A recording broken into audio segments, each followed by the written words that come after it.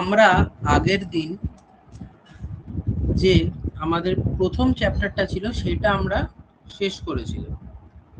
ওকে, ঠিক আছে। তো এইবার আমরা আমাদের কি করব, যে সেকেন্ড যে চ্যাপ্টারটা আছে তার মধ্যে কিছু কিছু টপিক আছে, যেরকম আছে চাহিদা, যোগান মানে ডিমান্ড, সাপ্লাই এবং তার ইকুইলিব্রিয়াম, এই সমস্ত কিছু ব্যাপার আছে। তো সেইগুলো আজকে আমরা কি চাহিদা বা ডিমান্ড এই ব্যাপারটা নিয়ে শুরু করব। তো সবার প্রথমে চাহিদা। চাহিদা ব্যাপারটা মানে আমাদের কি, বা ডিমান্ড এই ব্যাপারটার মানে কি, ব্যাপারটা মানে আমরা কিছু চাই, তাই তো, আমাদের কিছু দরকার চাই আমরা, সেটাকেই তো আমাদের কি বলা হয়ে থাকে, চাহিদা বা ডিমান্ড বলা হয়ে থাকে, তাই না? এটা আমাদের লাগবে, এটা আমার ডিমান্ড আছে, এটা আমাকে করতে হবে।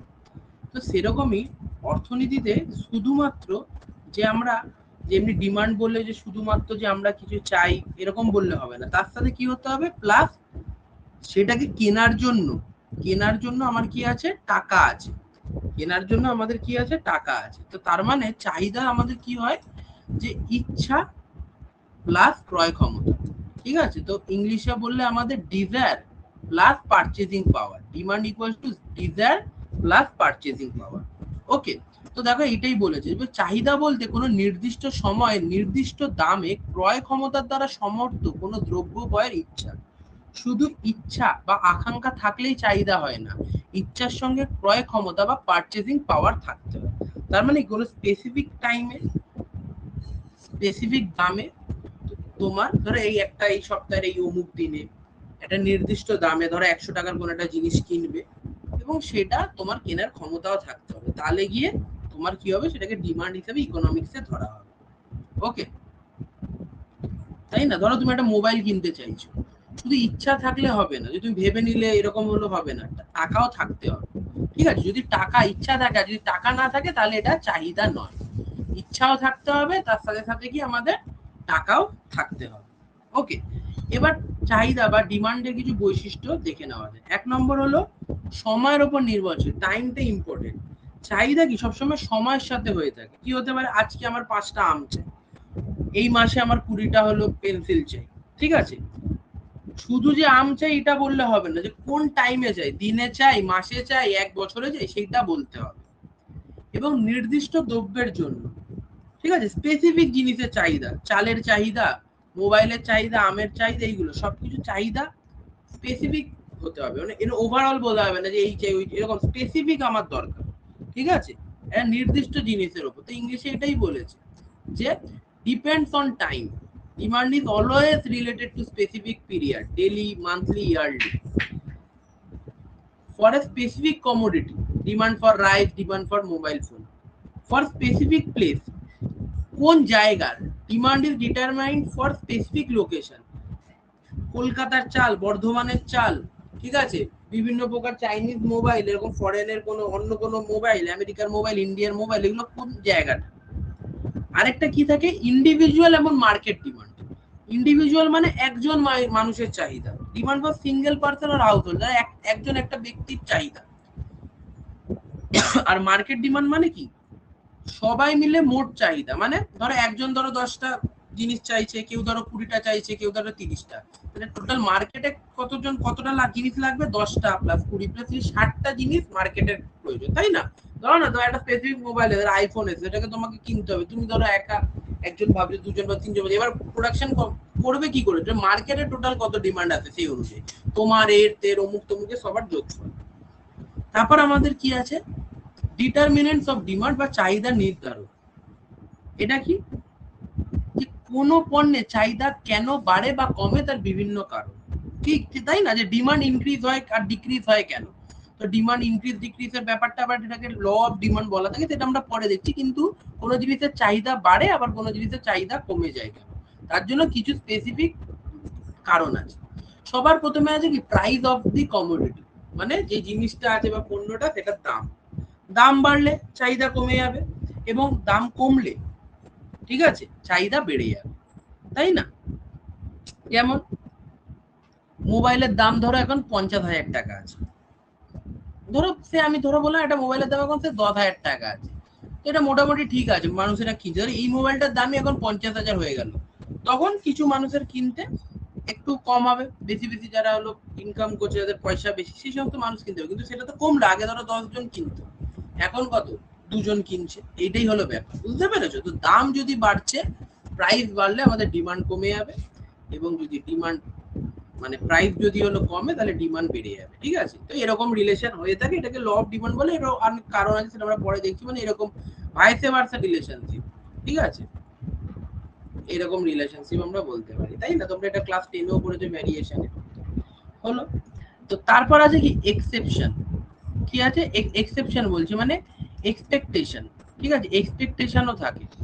ঠিক আছে, সেটা কি, যেরকম মানে যেটা যেটাকে আমাদের গেলে এক্সেপশন বলে। এক্সপেকটেশন কি বলছি সেটা তো অন্য পয়েন্ট। এক্সেপশন মানে ভবিষ্যতে দাম বাড়বে, মনে করলে এখন বেশি কিনে নিল। ঠিক আছে, ভবিষ্যতে দাম কমবে, ঠিক আছে, এখন এখন হলো কিনছে না, কম কিনছে। তো এরকমও হতে পারে যে কেউ ধরো ভাবছে যে ভবিষ্যতে এই জিনিসটার দাম বেড়ে যাবে, ভাই এখন এখন কিনে ফেলি।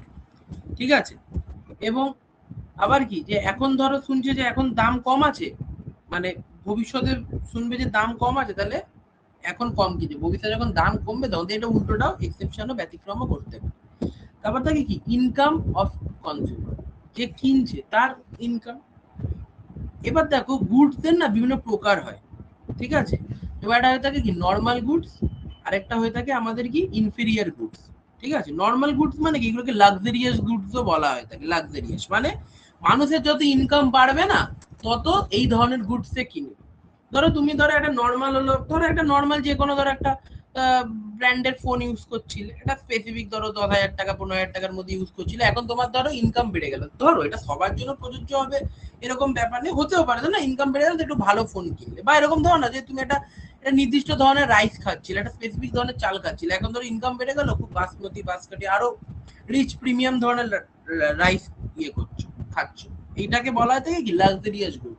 মানে ইনকাম বাড়লে এই সমস্ত গুডসের চাহিদা বেড়ে যায়, বোঝা গেল? তারপর থাকে ইনফেরিয়ার গুডস। ইনফেরিয়ার গুডস মানে কি, এগুলো সস্তা জিনিস। ঠিক আছে, বুঝতে পারছো? তার মানে মানুষের যখন আবার ইনকাম বেড়ে যাবে, তখন কি করে মানুষ এই জিনিসগুলো আবার কম নেবে। ঠিক আছে, এরকম এখানে বলে দিয়েছে যে আয় বাড়লে ভালো চাল বেশি কেনে, আয় বাড়লে সস্তা চাল কম কেনে। তো এইভাবেও আমাদের ডিমান্ডের মধ্যে এই সমস্ত জিনিসের ওপর নিচ দেখা যেতে পারে। মানে ইনকাম বেড়ে গেলে এবার কি হলো, ডিমান্ড কমে আছে, কিন্তু কিসের ডিমান্ড কমে আছে, ইনফেরিয়ার গুডস এর। এগুলো কিছু ব্যতিক্রম থাকে। আর ইনকাম বেড়ে গেল, ডিমান্ড বেড়ে গেল কোন জিনিসের, নর্মাল গুডস বা লাক্সারিয়াস গুডস এর ডিমান্ড বেড়ে গেল। ঠিক আছে, এইগুলো থাকে।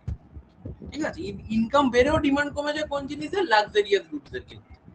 তারপর আরেকটা কি থাকে, যে সাবস্টিটিউট গুডস বা কমপ্লিমেন্টারি গুডস, যেটাকে বিকল্প দ্রব্য বা সম্পূরক দ্রব্য বলে। কমপ্লিমেন্টারি আর সাবস্টিটিউট মানে কি, সাবস্টিটিউটস মানে হলো একটার বদলে আরেকটা, একটার দাম বাড়লে অন্যটা চাহিদা। ধরো এখন ধরো চায়ের দাম ধরো এখন সে আমি বলি কেউ ধরো টি খায়, ঠিক আছে, চা খায়, ঠিক আছে, এখন চায়ের দাম বেড়ে গেছে, চায়ের দাম বেড়ে গেছে বলে লোকেরা কফি খাচ্ছে, কফি দিয়ে রিপ্লেস হয়ে যাচ্ছে। ঠিক আছে, তো এটাকে আমাদের কি বলা হচ্ছে, আমাদের সাবস্টিটিউট গুডস।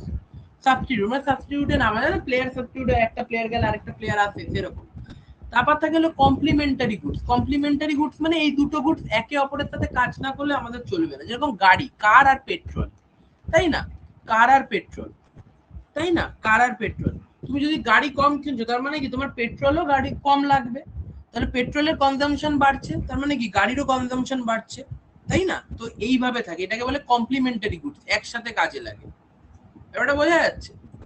তো এই জিনিসগুলো আমাদের ডিমান্ডসের মধ্যে হয়ে থাকে।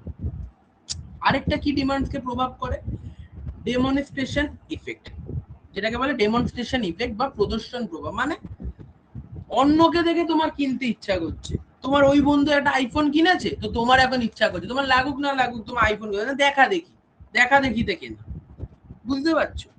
আর একটা কি থাকে, ক্রেতার সংখ্যা বা নাম্বার অফ বায়ার্স।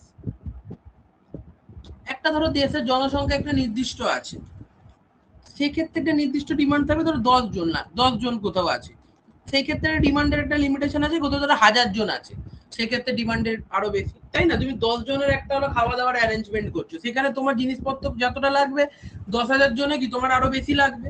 তো এটাকে কি বলা হয় থাকে, নাম্বার অফ বায়ার্স। আর যেটাকে আমাদের পপুলেশনও বলতে পারি, যে বেশি সংখ্যা যত হবে জনসংখ্যা সেই অনুযায়ী। তারপর থাকে কি ইন্ট্রোডাকশন অফ নিউ গুডস, মানে মার্কেটের মধ্যে নতুন জিনিস আসলো।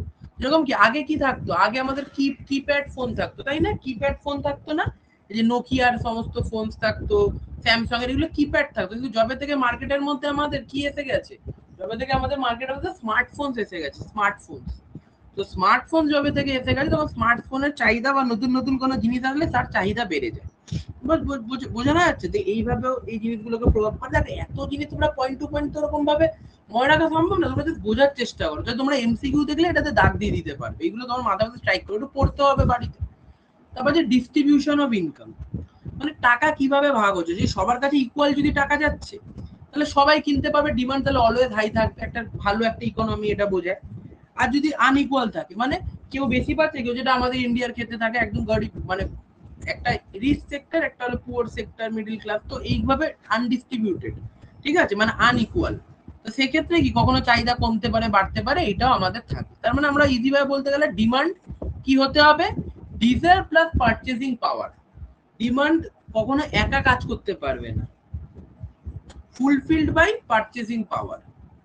আর কি এফেক্ট আছে, আমাদের হলো প্রাইস থাকে, কনজিউমারের ইনকাম থাকে, সাবস্টিটিউট গুডস থাকে, ঠিক আছে, কমপ্লিমেন্টারি গুডস থাকে, ডেমনস্ট্রেশন ইফেক্ট থাকে, পপুলেশন থাকে, নাম্বার অফ বায়ার্স থাকে, নিউ থিংস ইন্ট্রোডাকশন, এই সমস্ত কিছু থাকে। এবং এগুলো আমাদের কিসের সুবিধা করে, ডিমান্ড আমাদের হলো মার্কেট অ্যানালিসিস করতে সাহায্য করে, আমাদের যে ব্যবসায়ী যারা বিজনেস করে তাদের ক্ষেত্রে সাহায্য করে। এবং এটা কি হয়ে থাকে না, এটার একটা অসুবিধাও থাকে, যে ডিসঅ্যাডভান্টেজ, এটা আমাদের মানুষের বাস্তব নিয়ম অনুযায়ী হয় না। এটা মানে মানে একদম যে একটু স্পেসিফিক যে কোনো কিছু ল লেগে গেল সেরকম না, ফিজিক্স বা অন্য কিছুর মধ্যে। এটা আমাদের কি হয়ে থাকে বলতো, এটা মানুষের আচরণের সাথে আমাদের থাকে, যে মানুষ কিভাবে বিহেভ করছে, তাই না, একটা সমাজের মধ্যে এখন কেমন কি ট্রেন্ড আছে সেই অনুযায়ী এগুলো ইয়ে করে, ঠিক আছে, এইটাই বলেছে। ওকে, তো নর্মাল গুডস, ইনফেরিয়ার গুডস বলে দিলাম এই সমস্ত কিছু, এবং ডিস্ট্রিবিউশন, ঠিক আছে। তো অ্যাডভান্টেজ, কনসেপ্ট অফ অ্যাডভান্টেজ কি, demand helps in market analysis, business decision making, makes price determination easier. যে কোন একটা জিনিসের প্রাইস ফিক্স করতে, যে এই প্রাইসে কতটা কি কেমন লাগছে, এইটা সেটা ফিক্স করতে আমাদের সাহায্য করে। তাহলে demand is desire backed by purchasing power, depends on time, price, place. আর there is two types of demand, individual and market demand. আর মেন ডিটারমিনেন্ট কি থাকে, প্রাইস থাকে, ইনকাম থাকে, সাবস্টিটিউট থাকে, কমপ্লিমেন্টারি গুডস থাকে, ডেমনস্ট্রেশন ইফেক্ট থাকে, population এবং নিউ গুডস, এইগুলো থাকে।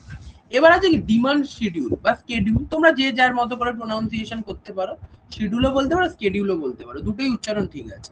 ঠিক আছে, এটা টেবিল, যেটা আমাদের কি করে, যে quantity demanded of a commodity at different prices. এটা আমাদের কি শো করে, যে ডিফারেন্ট প্রাইসেসে মানুষ কতটা কি ডিমান্ড চাইছে করছে। ধরো এটা ইজি ভাবে বলছি, ধরো তুমি ধরো বাজারে গেলে, মার্কেটে গেলে, এবার তোমার মা বললো যে চাল কিনতে, ঠিক আছে, ধরো তোমার হলো দাম কম আছে, তখন তুমি বলে ঠিক আছে এখন দামটা কম আছে একটু বেশি করে চাল তুলে নি, তাহলে দামটা বেশি আছে বলে পরে কম, পরে অল্প করে নি, পরে দাম কমলে নেব। এইটাকে যদি আমরা একটা হিসাবে বলি না, যে ধরো 10 কেজি এখন নিচ্ছ, তখন 2 টাকা করে দাম বলে, 5 কেজি নিচ্ছ এখন হলো 8 টাকা করে দাম বলে, এটা যদি আমরা একটা চার্টের আকারে যদি বলি, সেটাকে আমাদের কি বলা হয় থাকে, ডিমান্ড শিডিউল বা ডিমান্ড স্কেডিউল বলা হয়। এবং এটা কি নর্মালি আমাদের দেখায় কি, যে প্রাইস আমাদের হাই হলে ডিমান্ড আমাদের কমে, এবং প্রাইস আমাদের ডাউন হলে ডিমান্ড আমাদের বাড়ে। ব্যাপারটা বোঝা গেল? এবং আমাদের দেখো এখানে আমরা ডিমান্ড শিডিউলকে দেখিয়েছি, দেখো প্রাইস আছে এবং কোয়ান্টিটি ডিমান্ডেড আছে, মানে কতটা পরিমাণ চাওয়া হচ্ছে। দেখো 2 টাকা কেজি যখন চালের দাম, তখন 50 কেজি চাল ডিমান্ড করা হচ্ছে। যখন 3 টাকা কেজি চালের দাম, তখন 40 কেজি চাল ডিমান্ড করা হচ্ছে। যখন 4 টাকা কেজি চালের দাম, তখন হলো 30 টাকা কেজি চাল ডিমান্ড করা হচ্ছে। যখন 5 টাকা কেজি চালের দাম, তখন 20 টাকা কেজি চাল ডিমান্ড করা। তার মানে কি হচ্ছে, যত আমাদের প্রাইস ইনক্রিজ হতে থাকছে, তত আমাদের কোয়ান্টিটি ডিমান্ডেড কমতে থাকছে। তার মানে প্রাইসের সাথে ডিমান্ডের কি একটা ইনভার্স রিলেশনশিপ, তাই না, প্রাইস বাড়লে ডিমান্ড কমছে, এটা দেখা যায়। তার মানে এখানে অ্যানালিসিস 2 টাকা হলে তাহলে প্রাইস যখনই কমছে ডিমান্ড বাড়ছে, প্রাইস কমলে ডিমান্ড। মার্কেট শিডিউল কি, এই জিনিসটা আমি টোটাল ধরো 100 জন বায়ার আছে, তো তাদের রেসপেক্টে যদি আমি দেখাই, ঠিক আছে, এটা যদি আমি একদম বড় করে যদি আমি দেখাই, তো সেটা আমাদের মার্কেট 2 কেজি 5000 কেজি লাগছে, 2 টাকা করে, 3 টাকা 4000 কেজি লাগছে। মার্কেট ডিমান্ড কি, individual demand into number of buyer. ধরো একজনের, ধরো আমি এরকম ভাবে বলছি, ধরো এরকম ভাবে বলছি, ধরো 100 জন লোক আছে, ঠিক আছে, প্রত্যেকজনের 50 কেজি লাগে, তাহলে 100 ইন্টু 50 করলে কত, 5000 কেজি। তো এটা হলো মার্কেট ডিমান্ড হয়ে গেল, বুঝতে পারছো? তো এই জিনিসগুলো আমাদের থাকে। তাহলে একটা স্টুডেন্ট 2টো পেন 10 টাকা দিয়ে কিনলো, তো 10টা স্টুডেন্টের কত হবে, 20টা। মানে একজনের যদি দুটো পেন লাগে তাহলে 10 জন স্টুডেন্টের কত 20টা পেন লাগবে। ঠিক আছে, এবার দেখো ইন্ডিভিজুয়াল ডিমান্ড এবং মার্কেট ডিমান্ডের মধ্যে পার্থক্য। এবং মার্কেট ডিমান্ড কি হয়, মার্কেট ডিমান্ড আরেকটা কি হয়ে থাকে, আমি বললাম market demand equals to some of individual demand. ঠিক আছে, এরকমও বলতে পারো যে মার্কেট ডিমান্ড কি এর এত লাগবে, ওর অত লাগবে, তার অত লাগবে, 3 4 5 6 7 8 2 1 যেরকম যা লাগে সেটাকে যোগ করে আমাদের কি ইন্ডিভিজুয়াল ডিমান্ডে যোগ করলে আমাদের কি মার্কেট ডিমান্ড আমাদের চলে আসে। ওকে, এবার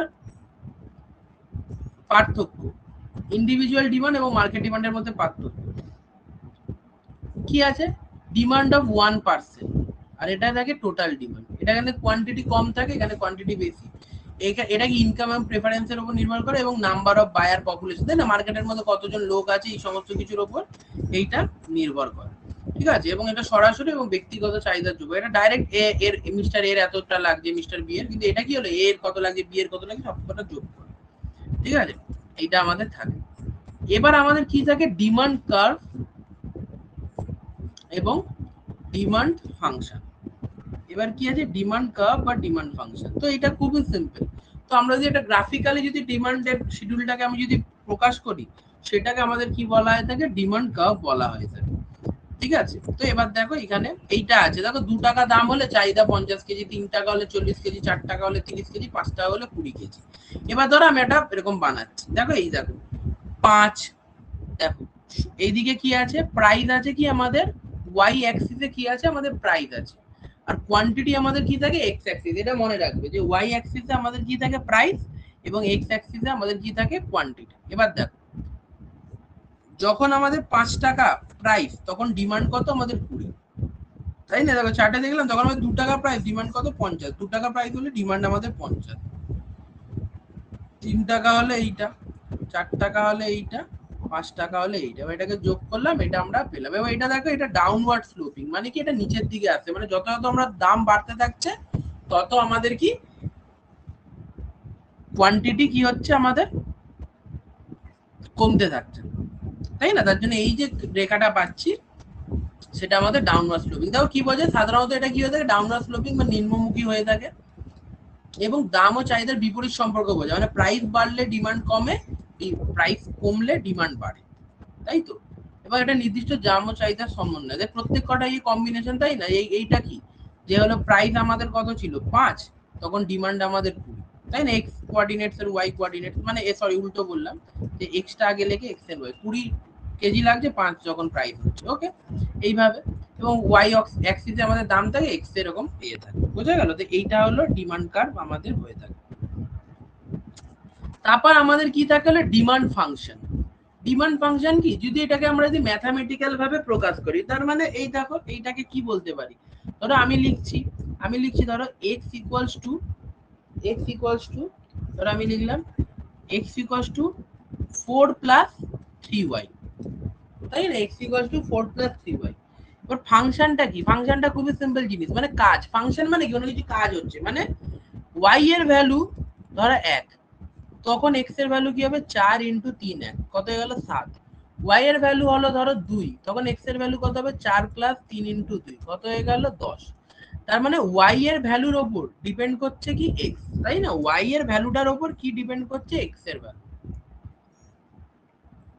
ঠিক আছে, তাহলে আমরা এখানে কি বলতে পারি যে ফাংশন যে আমাদের f অফ, যে আমাদের এখানে যে আমাদের কি বলে যে আমাদের যেখানে ভ্যালুটা আছে,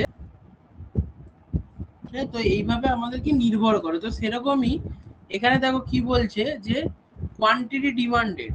ঠিক আছে, কোয়ান্টিটি ডিমান্ডেড আমাদের কি ফাংশন অফ পি ওয়াই, দেখতে পাচ্ছ পি ওয়াই পি ড্যাশ আর, যেগুলো পি আর যেটাকে বোঝানো হচ্ছে টি, এগুলো আমাদের স্পেসিফিক এন, এগুলো আমাদের স্পেসিফিক ভাবে বুঝিয়েছে। মানে এইটার মানে কি, এটার মানে খুবই সিম্পল, যে তোমাকে এইটা বোঝানো হচ্ছে যে কোয়ান্টিটি ডিমান্ড, মানে তুমি কতটা কিনবে সেটা কার উপর নির্ভর করছে, পি এর ওপর, ওয়াই এর ওপর, এর ওপর চাহিদা, দাম, আয়, রুচি, এই সমস্ত কিছুর উপর নির্ভর করে। এরকমই যে এক্স এর ভ্যালু কি হবে, ঠিক আছে, এই যে তোমরা দেখতে পাচ্ছ না যে এক্স এর ভ্যালু কি হবে, সেটা কার উপর নির্ভর করছে, এফ অফ ওয়াই এর উপর। ওটা বোঝা গেল। তো এই জিনিসটা আমাদের কি কোয়ান্টিটি ডিমান্ডেড আর এফ অফ পি মানে Q D equals to F of P, এইভাবেও বলতে পারি। মানে এটা শর্টে বাদ বাকি জিনিস যদি আমরা ফিক্স রেখে দিই, এগুলোকে যদি আমরা ফিক্স রেখে দিই, তাহলে এটা আমরা বেসিক ভাবে কি বলতে পারি যে কোয়ান্টিটি নির্ভর করছে কিসের উপর, প্রাইসের উপর। তো এই জিনিসটাকে আমাদের কি বলা হয়ে থাকে, জিনিসটাকে আমাদের বলা হয়ে থাকে হলো ল অফ ডিমান্ডও বলা হয় থাকে, ঠিক আছে। এবার দেখো ইন্ডিভিজুয়াল ডিমান্ড কার্ভ, একজন ব্যক্তির চাহিদা যদি বলতে, মার্কেট ডিমান্ড কার্ভ মানে কি, আমরা যদি সমস্ত চাহিদার এককে যোগ করি, ধরা যাক দুজন ক্রেতা আছে মার্কেটে, PM1 PM2, যদি দুটো ক্রেতাকে আমরা যোগ করি তাহলে মোট বাজার চাহিদা পাওয়া যায়। দেখো এখানে বোঝাচ্ছি, ধরো এটা একটা ব্যক্তির, এই যে এটা একটা ব্যক্তির ডিমান্ড কার্ভ, ঠিক আছে। এখানে যতটা জায়গা আছে এইটুখানি জায়গা, আবার এটা আরেকজন ব্যক্তির ডিমান্ড কার্ভ, এখানে যতটুকু জায়গা আছে এইটুখানি জায়গাকে যোগ করে আমরা কি করছি, দেখো মার্কেট ডিমান্ড পাচ্ছি। দেখো এই জায়গাটা প্লাস এই জায়গাটা, এটাকে যোগ করে এটা হলো আমরা কি পেয়ে গেলাম, মার্কেট ডিমান্ড কার্ভ পেয়ে গেলাম। তো মার্কেট ডিমান্ড কি, ইন্ডিভিজুয়াল ডিমান্ডের যোগফলকে আমাদের কি বলা হয়ে থাকে, মার্কেট ডিমান্ড কার্ভ। ব্যাপারটা বোঝা গেছে? এবং এটা সবসময় সরলরেখা নাও হতে পারে, এটা একটু কার্ভও হতে পারে, যে স্ট্রেট লাইনই নাম এরকম কোনো ব্যাপার, একটু কার্ভও হতে পারে। তো তার জন্য এটা এইভাবে বলা হয়। ওকে, তো এইটাই হলো ব্যাপার, ঠিক আছে। আশা করি বোঝাতে পারছি। তো তার মানে কি, খুবই সিম্পল, যে যদি আমাদের হলো ডিমান্ড যদি বাড়ে তাহলে হলো আমাদের মানে প্রাইস যদি বেড়ে যায় তাহলে ডিমান্ড আমাদের কমে যাবে, আর যদি আমাদের প্রাইস যদি কমে তাহলে আমাদের কি, ডিমান্ড বেড়ে যাবে। আর এবার আরেকটা কথা এখানে বলা দরকার, যে ডিমান্ড কার্ভটা, বাট এইটা ডিমান্ড কার্ভটা এটা আমাদের ডাউনওয়ার্ড স্লোপিং কেন হয়, এটা কি হয়ে থাকে, ডাউনওয়ার্ড স্লোপিং কেন হয়ে থাকে, এইটা প্রশ্ন। তো এটা একটা প্রশ্ন আছে, তার কারণ কিছু কিছু কারণ আছে। দেখো, এক নম্বর কারণ হলো DMU, যেটাকে আমাদের কি বলা হয়ে থাকে, ডিমিনিশিং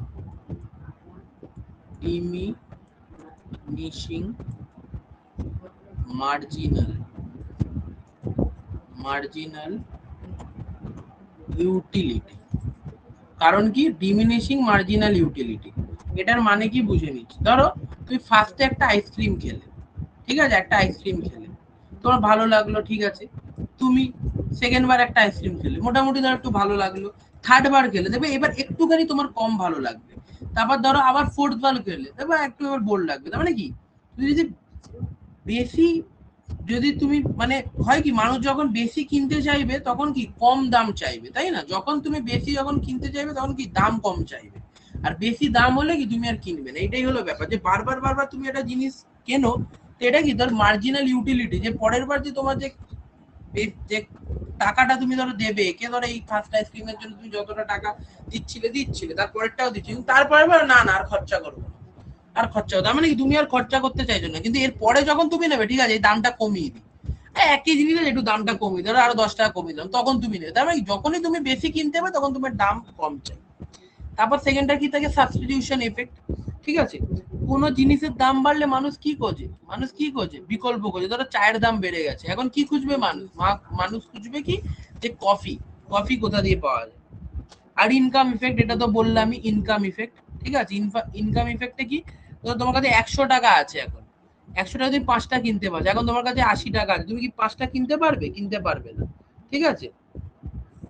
এটাকে ইনকাম ইফেক্ট বলে, ঠিক আছে। এবার দেখো, তারপর আমাদের কি আছে, দাম কমলে তোমরা কি করবে, যে নতুন মানে ধরো কথার কথা বলছি, ধরো জিনিসটার দাম যেটা প্রাইস থাকে, সেই প্রাইসটা কমলেও মানুষ কেনে, তো ওইগুলোর জন্য নিচে যায়।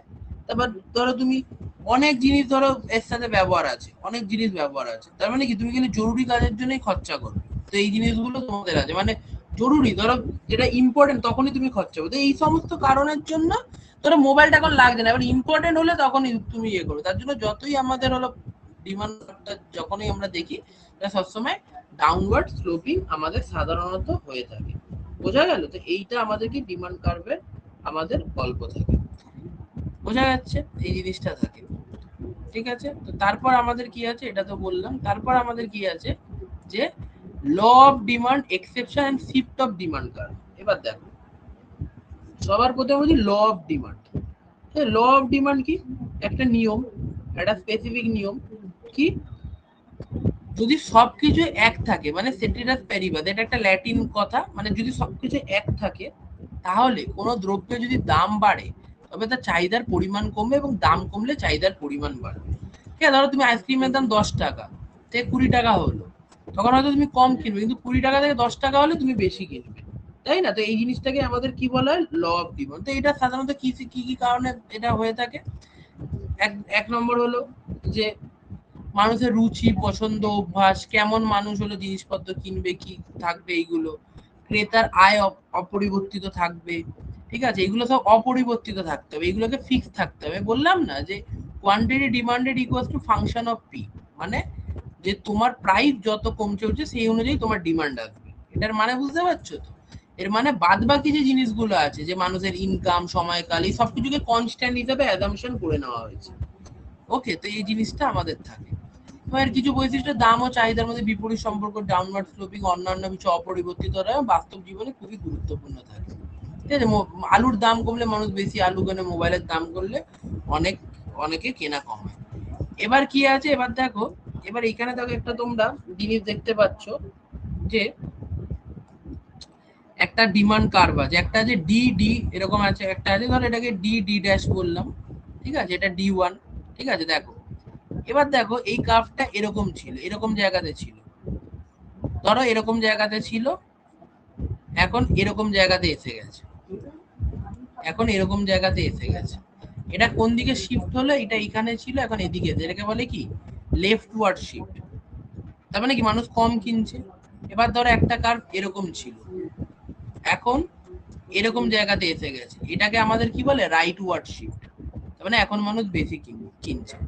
তো এইটা কিসের জন্য হয়ে থাকে?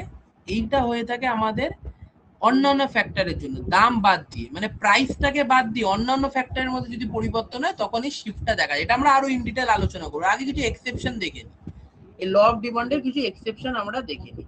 সবার প্রথমে আছে গিফেন গুডস। গিফেন গুডস মানে কি বলতো, এটা স্টোরি আছে, আমি শর্টে বলছি। আগেকার টাইমে কি মানুষেরা কি করছিল, যে আলু খেত এবং মাংস খেত, একটা দেশের ঘটনা আছে, আলু খেত এবং মাংস খেত। এবার মাংসের দাম এখন প্রচুর বেড়ে গেছে, মাংসের দাম বেড়ে গেছে, ঠিক আছে, এবং আর ধরো এরকম বলতো, আগেকার যুগে ধরো মানুষ আলু খেত এবং মাংস খেত, ঠিক আছে, পটেটো খেত এবং মিটও খেত। এবার ধরো পটেটোর দাম বেড়ে গেছে, কিন্তু মানুষ তবুও হলো পটেটো কিনছে। কেন বলো তো? ধরো পটেটো, ধরো সেই আমি বলছি, ধরো তুমি দুটো জিনিস খাচ্ছ, একটা খাচ্ছ পটেটো, একটা খাচ্ছ মিট। এবার পটেটোর দাম বেড়েছে, ধরো এটা 20 ছিল, এখন এটা 40 হয়ে গেছে। এবার ধরো মিটের দাম ধরো এখন 200 আছে। তার মানে কি তুমি কি পটেটো ছেড়ে দিয়ে মিটে যাবে? আরে ভাই, এটা 40 হয়েছে, দাম বেড়েছে 20, কিন্তু এটার তো দাম 200 টাকা, তাহলে এটা তুমি কি করে এটা ছেড়ে ওইদিকে চলে যাবে? তার মানে কি হচ্ছে, তার মানে এইটার দাম বাড়লেও মানুষ এইটা কিনবে। তাহলে এখানে ল অফ ডিমান্ডের একটা এক্সেপশন দেখা গেল। জিনিসের দাম বাড়ে, আরে ভাই 40 টাকা তুমি খরচ করবে, এদিকে 160 টাকা আরো এক্সট্রা খরচ করবে, তো তুমি এইটা খাওয়াই প্রেফার করবে। এটা বুঝতে পারছো? এইটাকে আমাদের কি বলা হয় থাকে, গিফেন গুডস বলা হয় থাকে। একটা জিনিস দাম বাড়লে, রবার্ট গিফেন ইনি বলেছিলেন বলে, ঠিক আছে। তারপর কি আছে, ফিউচার এক্সপেকটেশন। মানুষ যদি ভাবে যে ভবিষ্যতে আরো দাম বাড়বে, মানুষ যদি ভাবছে ভবিষ্যতে, এখন দাম বেড়েছে কিন্তু ভবিষ্যতে আরো বাড়বে, তখন কিনে নেবে। তারপর আছে কি ভেবলেন ইফেক্ট। ভেবলেন ইফেক্ট মানে কি, শো অফ করা, স্টাইল মারা, যে ব্র্যান্ডেড জিনিস কিনবো, ঠিক আছে, লাক্সারিয়াস জিনিস কিনবো, ঠিক আছে, এইগুলো, ঠিক আছে, এটাকে কি বলা থাকে, কনস্পিশিয়াস কনজাম্পশন। তারপর থাকে স্পেকুলেশন। স্পেকুলেশন মানে যেরকম করে যে বলে দেওয়া, যে লাভের জন্য যে বলা হয় না, যে এই শেয়ারটার দাম না এখন মার্কেটটা হেভি বুম হয়ে গেছে, এই কোম্পানি বহুত টাকা কামায়, এখন কিনে নেই এটা, তো এটা কি মানুষ আরো কিনে লাভের আশায়। আর দাম কমছে, দাম কমে আছে, এটা হলো ভালো না রে, দাম দেখছি না কম দামে ছেড়ে দিচ্ছি, এখানে তুই যদি ইনভেস্ট করিস তুই ফেসে যাবি। তো এইটাকে আমাদের কি বলে, স্পেকুলেশন। ওকে, ব্যাপারটা বুঝে গেল। তারপর আছে কি আমাদের শিফট অফ ডিমান্ড কার্ভ, ঠিক আছে। তো এই শিফট অফ ডিমান্ড কার্ভের এবার ব্যাপারটা আছে, তারপরে আবার এবার এই জিনিসটা আমি একটুখানি ইন ডিটেল একটু ভালো করে তোমাদের বোঝাবো, শিফট অফ ডিমান্ড কার্ভের ব্যাপারটা একটু ভালো করে বোঝাবো। ওকে, তো দেখো ভালো করে সব, দেখো এখানে দুটো কথা, শিফট অফ ডিমান্ড কার্ভে পড়ার জন্য আমাদের আগে দুটো কথা, আজকে লাস্ট টপিক, এটা জানতে হবে। একটা আছে আমাদের কি change in demand versus, sorry, change in demand versus, হ্যাঁ, change in quantity demanded. Change in quantity demanded. দেখো দেখো আগে বুঝে নি চেঞ্জ ইন কোয়ান্টিটি ডিমান্ডেডটা কি। ঠিক আছে, চেঞ্জ ইন কোয়ান্টিটি ডিমান্ডেডটা কি। ধরো আমি একটা ডিমান্ড শিডিউল বানাচ্ছি, এটা ধরো প্রাইস, এটা ধরো আমাদের কোয়ান্টিটি। ঠিক আছে, এটা ধরো আমাদের প্রাইস, এটা ধরো আমাদের কোয়ান্টিটি, এটা নিয়ে আমি একটা ডিমান্ড শিডিউল বানাচ্ছি। খুবই সিম্পল আছে। তোমরা যে শিখলে না যে হলো জিনিসপত্রের দাম বাড়লে যে ডিমান্ড হয়, এইগুলো সেই নিয়ে যে ডিমান্ড শিডিউল, তো সেই জিনিসটাই আমি এখানে একটা মানে একটা উদাহরণ দিয়ে দেখাচ্ছি। দেখো কি আছে, ধরো প্রাইস আছে 10, কোয়ান্টিটি ডিমান্ডেড আছে 100। প্রাইস আছে 8, কোয়ান্টিটি ডিমান্ডেড আছে 120। প্রাইস আছে 6, কোয়ান্টিটি ডিমান্ডেড আছে 150। প্রাইস আছে 4, কোয়ান্টিটি ডিমান্ডেড আছে 200। ঠিক আছে, ধরো এই জিনিসটা আমি গ্রাফটা বানাচ্ছি, ধরো এরকম বানাচ্ছি। ধরো 10, 8, 6, 4, ধরো এইখানে ধরো 0, এখানে ধরো 4, এটা ধরো 6, এটা ধরো 8, এটা ধরো 10, তাই না? 4, 6, 8, 10, আর এটা ধরো 100, 150, 100 থেকে 200 আছে। এটা ধরো 100, এটা সে ধরো না, আমি যাতে র্যান্ডমলি বানাচ্ছি। ঠিক আছে, কোন রকম কোনো স্কেলিং নেওয়া হয়নি। এটা ধরো 200। ওকে, এবার দেখো কি 4 যখন ছিল আমাদের 200 ছিল এখানে। তারপর যখন আমাদের 6 ছিল তখন 150 ছিল, 6 ছিল 150 ছিল। তারপর আমাদের 8 যখন ছিল 120 ছিল, 8 যখন ছিল 120 ছিল, 10 ছিল যখন 100। তো এটাকে আমি জয়েন করে দিলাম, এটাকে আমি জয়েন করে দিলাম। দেখো এবার লক্ষ্য করে দেখো, এবার আমি না এই পয়েন্টস গুলোকে তো ধরো জয়েন করে, এবার একটু আলাদা কালি দিয়ে যখন বলি, যখন তোমার প্রাইস আছে কি, যখন তোমার হলো প্রাইস আছে হলো তোমার 10। ঠিক আছে, যখন আমি একটু বড় করে দিই, যখন তোমার প্রাইস আছে হলো 10, তখন তুমি কত কিছু 100 নিচ্ছ। যখনই তোমার প্রাইস 8 হয়ে গেল, সরি 100 না, কি হলো, সরি 1 মিনিট, যখন তোমার প্রাইস আছে 10 তখন তুমি 100 নিচ্ছ। ইয়েস, এবার যখন তোমার 8 হলো তখন 120 হয়ে গেল।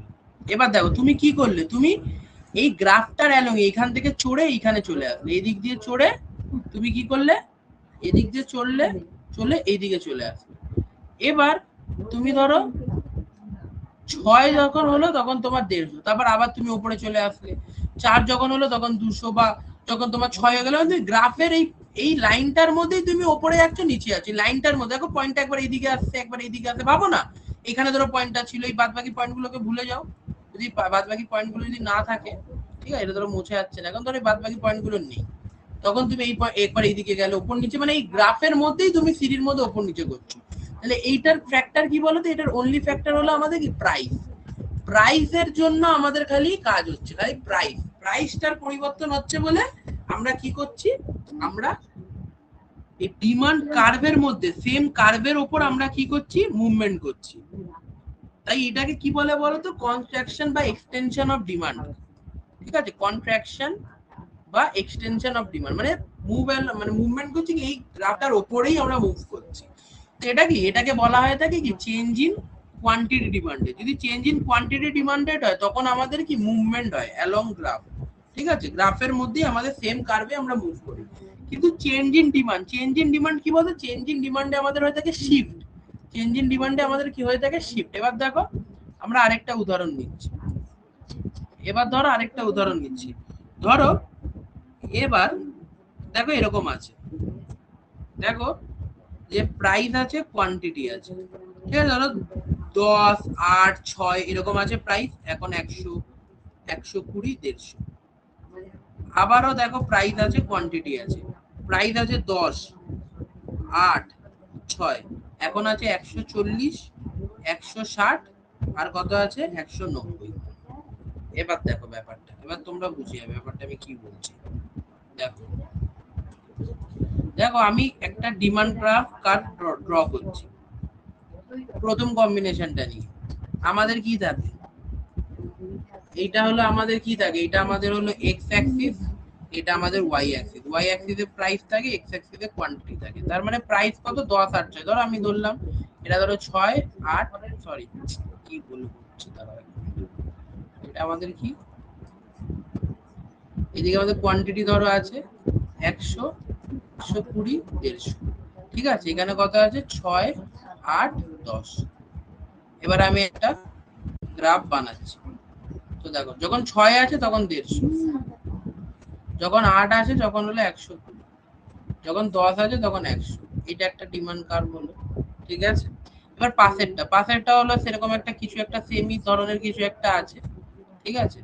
এবার যখন 10 আছে তখন ধরো 140, ধরো এখানে আরো 140 160 90 আছে, ধরো 140, ধরো 140 এরকম জায়গাতে। যখন 10 আছে 140 এরকম হলো। যখন 8 আছে তখন হলো 160, ঠিক আছে। তখন ধরো 160 একটু আর একটু বেশি। যখন 6 আছে তখন 190, ধরো এটা এইদিকে আছে। এবার দেখো এই দুটো গ্রাফ পাশাপাশি দেখলে তোমরা কি দেখতে পারবে, দেখো ভালো করে দেখো, একটা আমি ধরে বানালাম যে এই গ্রাফটা এইখান থেকে একটা নতুন যখন গ্রাফ তৈরি এইদিকে শিফট করে গেল, তাই না। এই গ্রাফটা সরে গিয়ে এখানে, আর এইবার এরকম হলো না যে এইটার মধ্যে এই যে এইটা একটা গ্রাফের মধ্যে ওপর নিচ হচ্ছে, এরকম হলো না, শিফট করে গেল। তার কারণ কি, এটা রাইট ওয়ার্ড শিফট করেছে। এর কারণ কি, এর কারণ হলো প্রাইস না। এবার দেখো প্রাইস তো 10 আছে, কিন্তু 10 প্রাইসে সে বেশি কিনছে। কারণ কি, কারণ হলো তার প্রাইস বাদ দিয়ে তার ইনকাম ইত্যাদি বেড়ে গেছে, ইনকাম বেড়েছে, ধরো টেস্ট চেঞ্জ হয়ে গেছে, পপুলেশন বেড়ে গেছে, তো এই কারণের জন্য। 8 আছে, আগে 100 করে নিচ্ছিল, এখন 160, এর ফলে কি শিফট হয়ে গেল, এইদিকে চলে গেল। তার মানে কি পুরো ডিমান্ড কার্ভটাই আমাদের কি হয়ে গেল, শিফট হয়ে গেল। শিফট কখন হয়, যে আদার দেন প্রাইস, এটাকেই কি বলে, ইনক্রিজ আর ডিক্রিজ বলা হয় থাকে। তো আগেরটাকে কি বলে, আমাদের আগেরটাকে বলে কন্ট্রাকশন এক্সটেনশন, আর এইটা যেটা হলো চেঞ্জ ইন ডিমান্ড, সেটাতে আমাদের কি হয়ে থাকে, আদার দেন প্রাইস। প্রাইস চেঞ্জ হওয়ার দরুন যে ডিমান্ড কার্ভের মধ্যে যে মুভমেন্টটা হয়, মানে শিফটটা যেটা হয়, সেটা আদার দেন প্রাইস, মানে দাম বাদ দিয়ে যা যা ফ্যাক্টর আছে সেইগুলোর জন্য আমাদের ডিমান্ড কার্ভটা এইখান থেকে এদিকে শিফট করে গেল। তো এইটাকে আমাদের কি বলা হয়ে থাকে, এটাকে আমাদের বলা হয়ে থাকে কি, চেঞ্জ ইন ডিমান্ড। আর চেঞ্জ ইন কোয়ান্টিটি ডিমান্ডেড কি, ধরো তুমি 100 টাকা, মানে ধরো 100 টাকা একটা জিনিসের দাম ছিল, তুমি একটা নির্দিষ্ট চাইছিলে, এখন ধরো জিনিসের 200 হয়ে গেল, কম। তার মানে কি, তুমি গ্রাফটার মধ্যেই ওপর নিচ করছো। কিন্তু এইবার কি হয়ে গেছে, এবার তোমার ভাই আগের বার কি ছিল, এটা এরকমই ছিল, গ্রাফের মধ্যে এখানে এখানে এখানে এরকম করছিল। কিন্তু এবার কি হয়ে গেছে, এবার সেমই ধরো দামগুলো আছে, তখন তুমি এতটা নিচ্ছিলে, এখন তুমি এত বেশি নিচ্ছ, মানে এই শিফটই হয়ে গেছে তোমার।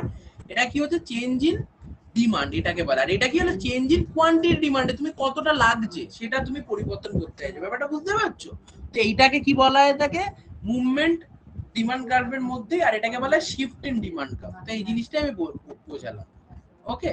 তো এইটাই দেখো বলেছে, দামের বাইরে কোনো অন্য কোনো কারণে পরিবর্তন হয় তাহলে ডান দিক থেকে বাম দিক সরে যায়, যেরকম হলো আয় বৃদ্ধি, এইগুলার বাম দিকে আয় কমে যায়, পছন্দ করে মানে কম। যদি এটা আবার এইদিকে তুমি এরকম ভাবো, জিনিসটা এরকম এসে গেছে, আগে এরকম ছিল এখন এরকম এসে গেছে, লেফট সাইডে শিফট হয়ে গেল, সেটা আমাদের কি হয়ে থাকে, সেটা আমাদের হয়ে থাকে চেঞ্জ ইন ডিমান্ড। তো এইটাই বলেছে, চাহিদায় পরিবর্তন, চাহিদা এটা কি, চাহিদা রেখার স্থানান্তর, চাহিদা মানে চেঞ্জ ইন ডিমান্ড এইখানে ছিল, এখানে চলে, চাহিদার পরিমাণ মানে চেঞ্জ ইন কোয়ান্টিটি ডিমান্ড, মানে একই রেখার মধ্যে চলাচল, এর মধ্যে ওপর নিচ করছে। এটা দামের বাইরে অন্যান্য কারণ হয়ে থাকে, টেস্ট হতে পারে, ইনকাম হতে পারে ইত্যাদি। আর এটা কি অনলি দাম, এটা নতুন রেখা তৈরি হয়ে যায় না, আগে হলো এইটা ছিল এখন এইটা হয়ে গেল, বা আগে এইটা ছিল এখন এইটা হয়ে গেল। আর এইটাতে কি হয়ে থাকে, এইটাতে আমাদের কি হয়ে থাকে, এইটাতে আমাদের দাঁড়াও এক মিনিট, এই জিনিসটা আমাদের একই রেখার মধ্যে, এটা আয় বৃদ্ধি হলে চাহিদা বাড়ে, দাম কমলে চাহিদা বাড়ে, ব্যাপারটা বুঝতে, এটা দাম কম চাহিদা বাড়ছে এইটা। তো এইটাই ছিল আমাদের কি প্রথম পার্টটা, যে চেঞ্জ ইন ডিমান্ড আর চেঞ্জ ইন কোয়ান্টিটি ডিমান্ডেড আলাদা, এবং ডান দিক থেকে সরে যায়, এবং এইগুলো তো বললাম যে গিফেন গুডস, এই সমস্ত কিছু সাবস্টিটিউট ইত্যাদি, ওকে। তো এই পার্টটা আমাদের আছে, এটা তোমরা ইংলিশেও নোট পেয়ে যাবে, এটা হলো প্রপার আমাদের নোট রেডি করা আছে সমস্ত পিকচার এটসেট্রা দিয়ে, সেগুলো তোমরা চেক করতে পারো, ওকে। তো এই জিনিসটা আমরা বুঝিয়ে দিলাম, তো এইটা তোমরা বাড়িতে ভালো করে স্টাডি করো, ওকে। তো এইটা দেখলে তোমরা মোটামুটি বুঝে যাবে। এরপরে আমাদের কি আছে, সাপ্লাই আছে এবং ইকুইলিব্রিয়ামও শিখবো। তো ডিমান্ডের উল্টোটাই হলো সাপ্লাই, যেটা আমরা দেখবো, সেটা কখন কি পরে হবে, ঠিক আছে। এটা আমাদের স্টাডি করো, চলো দেখা হচ্ছে নেক্সট ক্লাসে, বাই।